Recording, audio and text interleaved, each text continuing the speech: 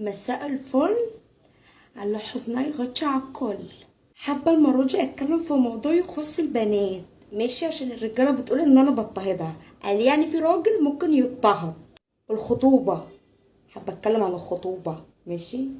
اللي هي البداية بتاعت الريليشن، بتاعت العلاقة، تمام؟ ايه بقى قصة نسيني وانا جنبك كل الدنيا واخطفني من الاحلام؟ اختي الاقي واحده اتخطبت مثلا النهارده وجود انجاز، بعدها باسبوع الاقيها مثلا مسافره معاه دهب، طالعه معاه مثلا اختي غردقه شرم، الاماكن اللي احنا بنسمع عنها دي. طب يعني اكيد فسحه عائليه، فسحه عائليه ايه؟ ده اختي البت بتتخطب من دول بيقولوا هي مره كل شهر تشوفها اكن عليه قسط. شي قرايب عائلات طالعه مع بعض، لكن بلاقي لا، مش عائلات اختي ما اشوفش مثلا امها ولا ابوها ولا اي حد، انا بشوفهم الاتنين طالعين مع بعض. واللي اكد لي كده الشورت كلوت اللي هي لابساه، اختي لابسه مايو، ولابسه بقى فاهمه حته نازله كده وحته نازله كده، ومتصوره مع اختي وهي في البحر وشايلها. دي النصيبه بقى، دي النصيبه شايلها. اكيد مثلا هو مش شايلها وابوها قاعد شايلهم، لا مفيش. واللي ياكد على كلامي صور الخطوبه، ما شفتيش صور الخطوبه بقى؟ مثلا واحده مننا غربانه كده، زغلة صغيرة اتخطبت، تلاقي اختي بقى الصورة حاطط ايده كده وايديها كده، مصورة الدبلة كده، عاملة كده. لا اختي ده مش كده، دول عاملين كده، عاملين كده في الخطوبة. انت فاهماني؟ تحسي ان هي صور مش كاتبة كتاب، لا برضو مش كاتبة كتاب، لا تحسي ان عارفة صور السبوع، اول سبوع الفرح. يعني اكيد الوضع ده صور سبوع، صح؟ جايين احنا هنطمن على النونة وكده. نيفر، لا. دي صور قرايه فاتحه، جايب لها اختي خاتم كده اهو، في حته حمصه، ماشي؟ وخلاص بقى. إيه، رحلات تلاقي، احضان تلاقي، اختي حاجات، مش عايزه اتكلم، مش عارفه اقول ايه. الحاجات دي احنا بنشوفها فيس تو فيس كده.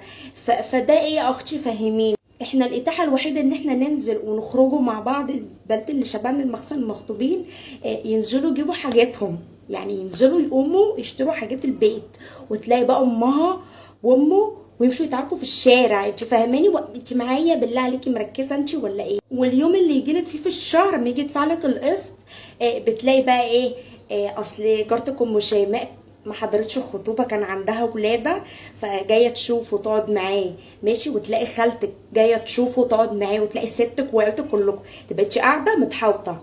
يعني يا ريتك بتبقي قاعده، لا قومي اعملي شاي بقى، قومي اعملي بقى، قدمي لهم جاتوه، قدم لهم السم.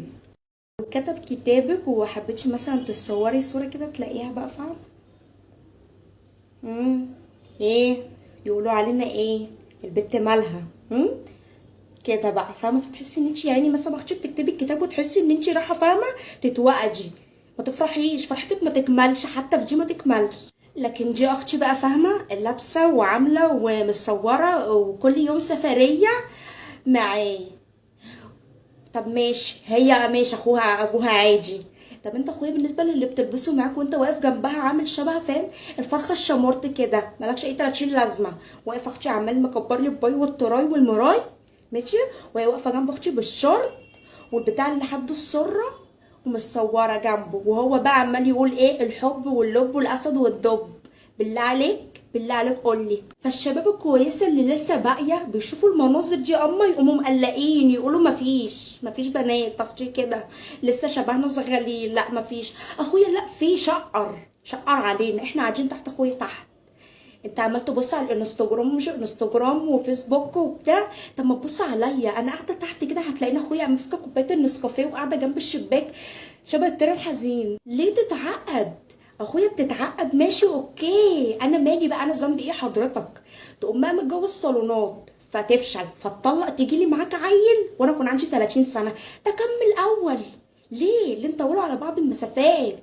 اخويا لسه في بنات والله العظيم قاعده، والله احنا هبل، نتمكش، نعمل ميك اب، نحطه مثلا مانيكير بتاع، وقاعدين اخويا غلابه، احنا بنتفرج على الصور. انت فاهمني؟